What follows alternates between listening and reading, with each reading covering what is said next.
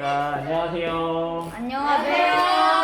자, 오랜만이에요. 네. 자, 오늘 한국사, 스토리 한국사, 4강 문제풀이 해보도록 하겠습니다.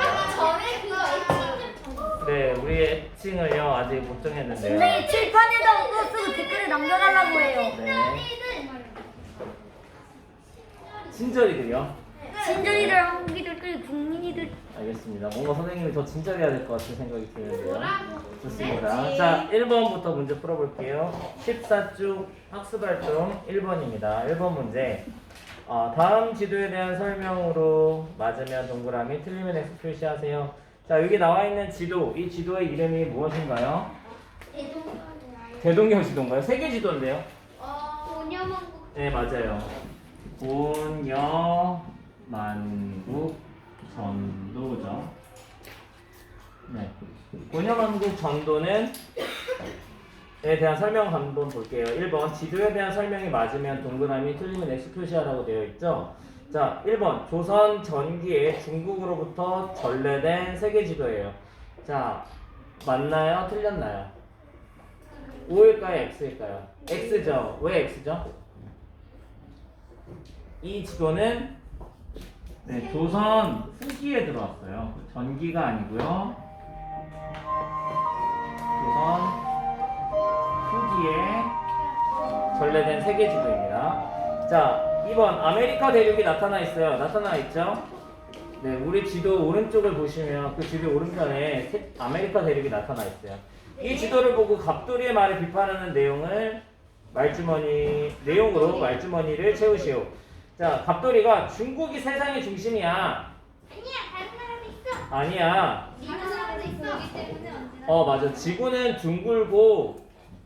둥글기 때문에 중심이 따로 없어. 라고 이야기하면 되겠죠. 지구는 둥글기 때문에. 아니야, 다른 나라도 있어. 네. 자, 우리 갑돌이 같은 경우는요, 중국이 세상의 중심이야.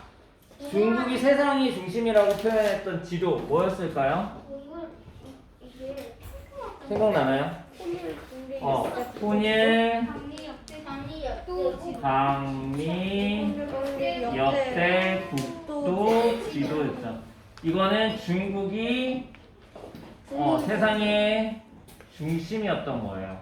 근데 이 세상에 이 관점에서 벗어나서 모든 세계가 중심이 될 수 있다라고 표현했던 지도가 본여만국 전도고, 이거는 조선 후기입니다. 자, 2번 조선의 학자들과 관련된 내용을 연결하세요. 1번 박제가는 무엇을 썼죠? 어떤 책을 썼죠? 북학의라는 책을 썼죠. 여러분, 여기서 북학의에서 북학은 무엇을 의미하죠? 북쪽에서 온 학문. 북쪽에 있던 나라는 어떤 나라였어요? 조선의 북쪽에 있던 나라. 청나라였잖아. 청나라에 가서 공부해서 배워오자 라는 실질적인 주장이었어요. 당시에 조선 사람들은 우리나라가 우리나라가 세계의 중심인 작은 나라지만 세계 중심이야. 청나라 가서 배울 필요 없어. 우리한테 성리학이 최고야 라고 주장했던 사람들이 있었어. 근데 그런 사람들 비판하면서 야, 그런 거 따지지 말고 우리 청나라에 가서라도 배워오자 라고 주장했던 거예요. 이게 누구냐면 박제가였어요. 네. 그 다음에 박지원은 열하일기를 썼어요. 자, 중국의 사신단에 따라가면서 썼던 일기가 열하일기예요. 선생님. 네, 중국의 사신, 그러니까 신하로, 그러니까 외교관으로 간 거죠. 네. 네. 아빠는 근데 여기 스토리한국에서는요, 네. 이 박제가라는 사람이 박지원이라는 사람이 처음에 오랑캐라고 무시할 것이 아니라 좋은 점을 배워야 한다고 말했는데요. 네. 박제가하고 박지원 둘 다 모두 청에서 배워야 된다는 입장이었어요. 아, 그렇구나. 네.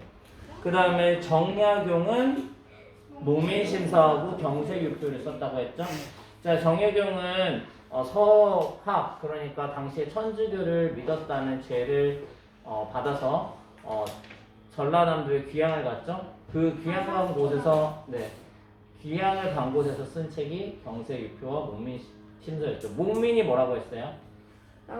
백성들을 다스리는 자세 있죠. 그래서 목민. 그래서 그 당시에 지방 관리를 목민관이라고 했고요. 그 목민관들이 지켜야 될 점을 쓴 책이 목민심서가 되겠습니다. 자, 그럼 뒤로 넘어가 볼게요. 자, 우리 문화에 대한 관심이 증가했다. 자, 발해고예요. 발해고 누가 썼을까요? 발해라는 나라 생각나요? 발해 어느 나라 유민이 만들었죠? 어떤 때 있었던지 생각이 나나요? 고려? 우리나라가 삼국시대가 있었잖아. 네. 삼국시대에 고구려, 백제, 신라가 있었죠. 이때 어느 나라가 통일했죠? 신라가 통일을 했잖아요. 신라. 네, 신라가 한반도 남쪽에 통일을 했어요. 그리고 그 북쪽에는 여러 유목민족들이 흩어 살고 있다가 어느 나라가 세워졌냐면 발해가 세워졌잖아. 발해를 만든 왕 누구였죠? 대조요? 대조영이 만들었죠. 대조영이 발해를 만들었죠. 이 발해의 역사를 우리가 그동안 잊고 살아 있었단 말이야. 왜냐면 신라에 대한 기록은 많아. 왜냐면 한반도 쪽은 신라가 통일을 했었으니까 신라에 대한 자료는 많은데 발해에 대한 자료가 없었어요. 근데 유득공이라는 사람이 이제 발해의 사를 쓴 거예요. 네, 발해에 대한 역사를 쓴 거죠. 네. 그다음 우리 잘 알고 있죠. 김정호의 대동여지도. 자, 4번 가라중 다음 임금과 관련이 있는 사진을 찾아 쓰시오. 영조는 영조는 탕평책이죠. 영조는 탕평책을 펼쳤어요. 탕평책이 뭔지 알죠? 그 당시에 파벌을 나눠서 싸우니까 파벌에 상관없이 사람들을 고루 뽑아서 쓰겠다라는 게 탕평책이고요. 그다음 정조는 정조는 규장각을 설치했죠. 규장각을 설치했고 화성을 축조했죠. 지었다는 뜻이에요. 그리고 마지막 하나가 더 있는데요. 장용영이라는 마치 사람 이름 같네요. 장용영이라는 왕의 친위 부대를 만들었어요. 그래서 왕을 근처에서 왕을 보호하는 그런 부대를 말합니다. 이 세 가지를 기억해 두시면 좋아요. 네. 그래서 영조는 가고요. 정조는 규장각과 화성이라는 나와 다가 정답이 되겠습니다.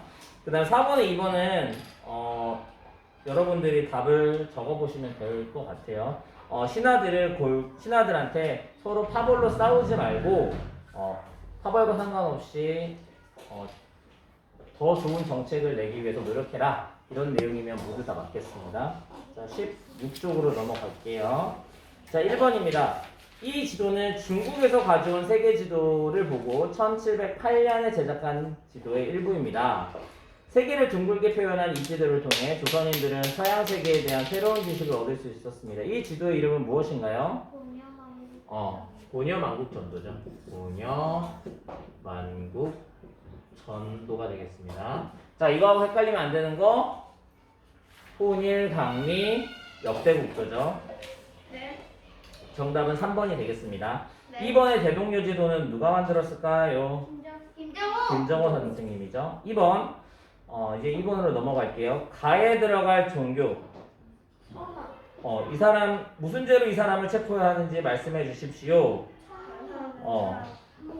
이거를 믿고 있기 때문입니다. 이 사람은 제사를 거부하고 조선의 신분 질서를 어지럽히고 있습니다. 무슨 종교죠? 네, 이 당시에 천주교고요. 이 천주교를 서쪽에서 왔다 그래서 당시에는 서학이라고 불렀어요. 그러니까 처음 이걸 받아들였던 사람들은 종교로서 받아들인 게 아니라 학문으로서 받아들인 거예요. 그래서 서학이라고 불렸어요. 자, 그래서 1번 서학이라고 불렸다. 맞습니다. 2번에 2번 문제를 한번 풀어볼게요. 연등회를 중시했다. 연등회는 어떤 종교의 행사죠? 네, 불교죠. 고려시대 때 불교 행사 두 가지 잘 기억해 놓으세요. 팔관에. 팔관회랑 연등회였죠. 연등회는 지금도 부처님 오신 날 되면 연등을 만들어 가지고 걸어 놓잖아. 그래서 그때 전통이 지금까지 남아 있는 거예요. 근데 얘들아 우리 고려 시대 때 이 팔관회하고 연등회를 좀 줄였었던 왕이 있었어. 어떤 왕이었는지 생각나요? 영조? 고려 시대 때. 고려시대요? 성조. 고려 시대 때 성종이 팔관회하고 연등회를 줄였죠. 유교 중심의 정치를 하기 위해서. 생각나나요? 최승로라는 사람한테 시무 28조를 만들라고 해가지고 그 내용을 받아들이면서 팔관회하고 연등회를 좀 줄였었어요. 자, 기억해 놓으시면 좋습니다. 자, 2번. 그 다음 3번, 2번에 3번. 고려 후기에 전래된 거는 성리학이에요, 성리학. 성리학, 유교죠, 유교. 그 다음 4번, 체제우에 의해 창시되었다. 서학에 반대되는 학문이 동학이죠. 동학을 창시한 사람이 최재우예요. 최재우가 창시한 학문이고요. 우리나라 고유의 종교가 되겠습니다. 네. 동학하면 생각나는 거 기억해 놓으시면 좋을 것 같아요. 인내천이라는 사상이 있어요. 인내천 사상은 뭐냐면 사람이 곧 하늘이다 라는 뜻이에요. 사람이 하늘이다라는 뜻이에요. 사람이 하늘이다. 그러니까 사람을 하늘만큼 귀하게 여긴다 라는 뜻이겠죠. 3번 다음 검색창에 들어갈 인물 실학자로 혼천이를 만들었다. 혼천이 처음에 만든 사람은 누군가 하면 혼천이를 처음에 만든 사람은 장영실이었어요. 그런데 이 장영실이 만들었던 혼천이를 더욱더 발전시킨 사람이 홍대용이 되겠습니다. 맞았다. 네, 그래서 답은 4번 홍대용이죠. 자, 1번 인물부터 한번 볼게요. 김정호 선생님은 대동여지도. 박제가 하면 뭐예요? 오랑캐라고 무시하잖아요. 배우가 어떤 책을 썼죠? 북학의. 네, 북학의를 썼고요. 그 다음에 유형원 선생님은요 적어놓으세요. 반개수록이라는 책을 쓰셨어요. 반개수록. 자, 그 다음 4번 가에 들어갈 문화유산으로 알맞은 것은 지은이는 박제가고요. 박제가 무엇을 지었죠? 북학이죠. 그 답은 2번이에요. 네. 그럼 우리 선택지에 나온 거 한번 풀어볼게요. 발해고 누가 만들었죠? 발해고. 유득공이죠. 유득공. 목민신서. 정약용. 자산어보. 선생님이 얘기했잖아. 정약용 선생님의 형제들이 있었어. 정약종? 정약전이 있었는데 형제 중에 한 명이 정약전이에요. 그래서 정약전은 저기 전라남도 끝에 가가지고 바닷가로 귀향해 갔어. 그래서 그 바닷가에서 물고기를 연구했단 말이야. 그 연구한 결과가 자산어보예요. 거기서 어보가 물고기고요. 자산이 이 정약전의 호예요. 네, 그렇죠. 어부할 때. 정약용은 다산 아니에요? 네, 정약용은 다산이고요. 자, 그 다음 5번. 다음에 해당하는 인물에 대한 설명으로 옳은 것. 여기는 내가 여러 해 동안 유배 생활했던 곳이에요. 나는 이곳에 학문을 입서 목민신서 경세유표를 저술했어. 누가 썼어요? 정약용. 정약용은 거중기를 개발했죠. 거중기. 네. 거중기, 경세유표, 그리고 목민심서를 썼죠. 자경루를 발명했다. 자경루 하면 누구예요? 장영실. 이번 자경루는 장영실. 홍길동전은 누굽니까? 허균이에요. 허균. 네. 그 다음에 동국대지도는 처음 들어보네요, 선생님도. 네. 자, 6번. 다음 기사에 설명하는 제도로 옳은 것은, 자, 신문인데 특집 영조 백성들의 부담을 덜어주다. 영조는 백성들의 부담을 덜어주기 위해 군포를 종전의 두 필에서 한 필로 줄이는 개혁. 뭘까요? 영조가 했던 거. 균형법. 영조하면 선생님이 균형법이라고 말씀드렸죠? 균형법이랑 헷갈리지 말아야 되는 법이 하나 더 있었는데 뭐죠? 대동법이죠. 대동법은 어느 왕이 실시했죠? 영조. 아 정조. 정조. 광해군이죠. 아 광해군. 가는. 광해군 때 대동법이 시행이 됐고 전국으로 확산되는 데는 몇 년 걸렸다고 했어요? 100년. 100년 넘게 걸렸다고 했죠. 네. 그럼 대동법은 자 균형법은 두 필에서 한 3필. 필로 줄이는 거였고 대동법은 뭐였어요? 대동법은 특사물을 내는데 어려우니까 무명. 무명쌀 동전을 대신 내라고 했던 거죠. 네. 그 다음에 거기 4번 진대법을 생각해놔야 돼. 진대법 어디서 나왔던 거야? 진대법 생각나요? 우리 배운 지 꽤 됐는데 진대법 하면 어느 나라죠? 삼국시대 중에 고구려. 고구려에서 어떤 법이에요? 고구려에서 봄에 쌀이 없을 때 쌀을 빌려주고 가을에 추수하면 다시 돌려받는 네. 그 법이죠. 진대법. 고구려에 있었던 일이에요. 자, 7번. 가에 들어간 알맞은 내용. 탕평책을 실시했죠. 자, 네. 탕평책을 실시한 거 정조하고 영조죠. 자, 가에 해당하는 정책, 가에 해당, 8번이요, 8번. 가에 해당하는 책으로 옳은 것은 화성, 성역, 의궤죠. 화성, 성역, 의궤. 그러니까 이 의궤를 그대로 잘 보존해 놓은 거예요. 그래서 비록 화성이 파괴됐지만 이 의궤를 보고 다시 만들어서 세계 문화유산으로 등재될 수 있었던 거죠. 만약에 이 의궤가 없었으면 우리가 아무리 다시 지었다고 한들 그거를 문화유산으로 인정해 주지는 않았을 거예요. 그런데. 네, 여기까지입니다. 안녕히 수고하셨습니다. 와. 와, 안녕. 녹화가